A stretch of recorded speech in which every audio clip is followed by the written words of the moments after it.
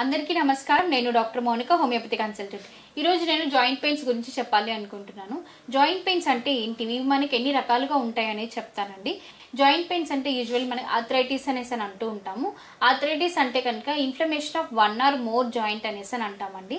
ఇవి మనకి రకరకాలుగా ఉంటాయి. Rheumatoid arthritis, osteoarthritis, psoriatic arthritis, juvenile arthritis, undifferentiated arthritis, ఇలా different types and different stages ఉంటాయండి మనకి. సో బేసికల్ గా మనకి ఏంటంటే ఈ రుమేటెడ్ ఆర్థరైటిస్ అంటే ఏంటంటే కనుక మనకి మోకాళ్ళల్లో ఏదైతే గుజ్జు ప్రెసెంట్ అయి ఉంటుందో దాన్ని మనం సైనోవియల్ మెంబ్రేన్ అని కానివ్వండి, సైనోవియల్ ఫ్లూయిడ్ అనేసి అని మనం అంటూ ఉంటాం. సో ఎప్పుడైతే మనకి మోకాళ్ళల్లో గుజ్జు అనేది అరుగుదలకి చేరుతుందో, అంటే ఎప్పుడైతే మనకి సైనోవియల్ మెంబ్రేన్ కానివ్వండి, ఫ్లూయిడ్ కానివ్వండి డిక్రీజ్ అయిపోతుందో అప్పుడు మనకి ఏమవుతుందంటే జాయింట్స్ లో ఫ్లెక్సిబిలిటీ అనేది పోతుంది. సో అది డిక్రీజ్ లెవెల్ అంటే మనకి ఆ ఫ్లూయిడ్ మెంబ్రేన్ అనేది సబ్స్టెన్స్ అనేది డిక్రీజ్ అయిపోవడం వల్ల మనకి టూ బోన్స్ అనేవి క్లబ్ అవుతూ ఉంటాయి. అలా క్లబ్ అవ్వడం వల్ల మనకి ఏమవుతుందంటే నిల్చున్నప్పుడు కానివ్వండి, ఎక్కువసేపు నడుస్తున్నప్పుడు కానివ్వండి, నెక్స్ట్ కిందికి వంగినప్పుడు కానివ్వండి, కింద కూర్చోలేకపోవడం కానివ్వండి, మనకి ఏమవుతుందంటే బోన్ లో ఫ్లెక్సిబిలిటీ అనేది ఉండదు, జాయింట్స్ లో ఫ్లెక్సిబిలిటీ అనేది ఉంటుంది అనమాట. సో అలా ఫ్లెక్సిబిలిటీ లేకపోవడం వల్ల మనకి ఈ రుమేటెడ్ ఆర్థరైటిస్ అనేది అటాక్ అవుతూ ఉంటుంది. So next osteo arthritis. Osteo arthritis అంటే ఏంటంటే ఇది మనకి బోన్స్ కి మధ్యలో మనకి చిన్నది కార్టిలేజ్ టిష్యూ అనేది ప్రెసెంట్ అయి ఉంటుంది. దాని పేరే మనం హైలైన్ కార్టిలేజ్ టిష్యూ అనేసి అని అంటూ ఉంటాం. సో ఎప్పుడైతే మనకి ఈ హైలైన్ కార్టిలేజ్ టిష్యూ అనేది డ్యామేజ్ అవుతుందో అప్పుడు ఈ కార్టిలేజ్ టిష్యూ అనేది డ్యామేజ్ అవ్వడం వల్ల మనకి ఆస్టియో ఆర్థరైటిస్ అనేది అటాక్ అవ్వడానికి ఛాన్స్ అనేది కనిపిస్తూ ఉంటుంది అన్నమాట. సో దీన్ని మనం ఆస్టియో ఆర్థరైటిస్ అనేసి అని అంటూ ఉంటాం. ఇది బేసికల్ గా మనకి ఎలాంటి కాజెస్ వల్ల వస్తుంది అంటే కనుక మనకి హెరిడిటరీ ఇష్యూ ఏదైనా ఉంటే కనుక ఫ్యామిలీ హిస్టరీ వల్ల రావడానికి అవకాశం అనేది ఉంటుంది. నెక్స్ట్ ఇదే కాకుండా మనకి ఎక్కువగా వెయిట్ గెయిన్ ఉన్న ఒబేసిటీ ప్రాబ్లంతో సఫర్ అవుతున్నా కూడా మనకి అటాక్ అవ్వడానికి ఛాన్స్ అనేది కనిపిస్తుంటుంది అన్నమాట. నెక్స్ట్ మన life style disorder changes, sedentary life style disorder changes వల్ల కూడా వచ్చే అవకాశం ఉంటుంది. మెయిన్లీ మనకి చెప్పుకోవాలి అంటే కనుక మనకి రుమేటెడ్ ఆర్థరైటిస్ అయినా ఆస్టియో ఆర్థరైటిస్ అయినా కానివ్వండి, ఇది ఒక ఆటో ఇమ్యూన్ డిజార్డర్ అనేసి అని అంటూ ఉంటాం. ఆటో ఇమ్యూన్ డిజార్డర్ అంటే ఏంటంటే మనకి మన ఇమ్యూన్ సిస్టమ్ అంటే మన బాడీలో రోగ నిరోధక శక్తి అనేది తగ్గిపోవడం వల్ల వచ్చిందే కానీ మనకి బయట నుంచి ఏదో బ్యాక్టీరియల్ ఏజెంట్ వల్ల కానివ్వండి, వైరల్ ఇన్ఫెక్షన్స్ వల్ల కానివ్వండి అలా అటాక్ అనేది కాదన్నమాట. సో మన ఇమ్యూన్ సిస్టమ్ వీక్ అయినప్పుడు మనకి మన బాడీలో ఇటువంటి పార్ట్స్ లో మనకి ఈ జాయింట్ పెయిన్స్ లాంటివి కానివ్వండి ఎఫెక్ట్ అవ్వడానికి అవకాశం అనేది కనిపిస్తూ ఉంటుంది.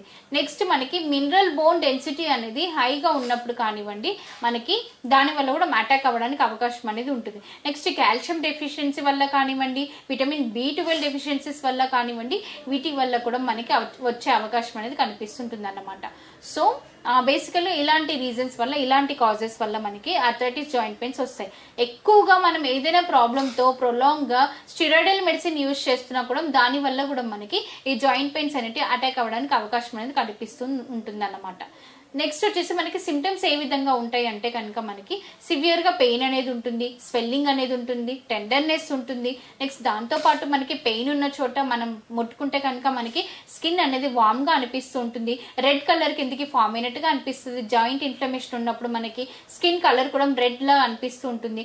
నెక్స్ట్ మనకి దాని చుట్టూ ఎక్కువగా జాయింట్ పెయిన్స్ ఎక్కువగా ఉన్నప్పుడు మనకి బాడీ అంతా ఫీవరిష్ గా ఉన్నట్టుగా కానివ్వండి, ఫీవర్ సిమ్టమ్స్ కూడా కనిపిస్తూ ఉంటాయి. మనకి చిల్లీనెస్, చలి జ్వరం కూడా వచ్చే అవకాశం అనేది ఉంటుంది. నెక్స్ట్ మజిల్ స్టిఫ్నెస్ ఉంటుంది, జాయింట్ స్టిఫ్నెస్ ఉంటుంది, ఫ్లెక్సిబిలిటీ అనేది ఉండదండి. మనకి సివియర్ గా పెయిన్స్ అనేవి ఎక్కువగా అయితే కనుక మనకి వింటర్ సీజన్ లో కానివ్వండి, రెయినీ సీజన్ లో ఎక్కువగా కనిపిస్తుంటాయి జాయింట్ పెయిన్స్ అయితే కనుక. సో ఇలాంటి సిమ్టమ్స్ అనేవి మనకి జాయింట్ పెయిన్స్ లో కనిపిస్తూ ఉంటాయి అన్నమాట. సో ఎవరైనా ఇలాంటి ప్రాబ్లంతో సఫర్ అవుతూ ఉంటే కనుక ఫస్ట్ స్టిరాయిడల్ మెడిసిన్స్ వాడడం అనేది ఆపేసేయండి. వాటిలో చాలా రకాల సైడ్ ఎఫెక్ట్స్ ఉంటాయండి. ఆ మందులు మనం యూజ్ చేయడం వల్ల మన బాడీలో లివర్ కానివ్వండి, హార్ట్ కానివ్వండి, కిడ్నీస్ కానివ్వండి ఫంక్షనింగ్ అనేది లైఫ్ స్పాన్ అనేది తగ్గిపోతూ ఉంటుంది. రకరకాల సైడ్ ఎఫెక్ట్స్ అనేవి వస్తాయండి. స్టిరాయిడ్ మెడిసిన్స్ కానివ్వండి, ఇంజెక్షన్స్ ఎవరైతే యూజ్ చేస్తున్నారో స్టిరాయిడ్వి అవన్నీ స్టాప్ చేయండి. కేవలం హోమియోపతిలో అయితే కనుక ఎటువంటి సైడ్ ఎఫెక్ట్ లేని మందులండి హోమియోపతి మెడిసిన్స్ అనేటివి. ఎవరైనా ఇలాంటి జాయింట్ పెయిన్స్ తో సఫర్ అవుతుంటే కనుక మెడిసిన్స్ యూజ్ చేసుకుంటే కనుక పర్మనెంట్ గా తగ్గిపోయే అవకాశం అనేది ఉంటుందండి. హోమియో మెడిసిన్స్ అనేటివి మనకి కంప్లీట్ గా ప్లాంట్ బేస్డ్ మెడిసిన్స్, ఇవి చెట్ల నుంచి ప్రిపేర్ చేసిన మందులు కాబట్టి ఎటువంటి సైడ్ ఎఫెక్ట్స్ ఉండేవండి, 0% సైడ్ ఎఫెక్ట్ లేని మందులు. సో ఎవరైనా ఇలాంటి ప్రాబ్లమ్ తో సఫర్ అవుతుంటే కనుక మీరు మా మెడినైన్ హాస్పిటల్ కి సంప్రదించండి. ఇక్కడ మీకు డాక్టర్స్ మెడిసిన్స్ తో పాటు diet, exercise, immune boosting medicines గురించి ఎక్స్ప్లెయిన్ చేస్తారండి. Thank you so much. సంప్రదించవలసిన నంబర్ 9398590286 మరియు 9281000268. Website medinine.info.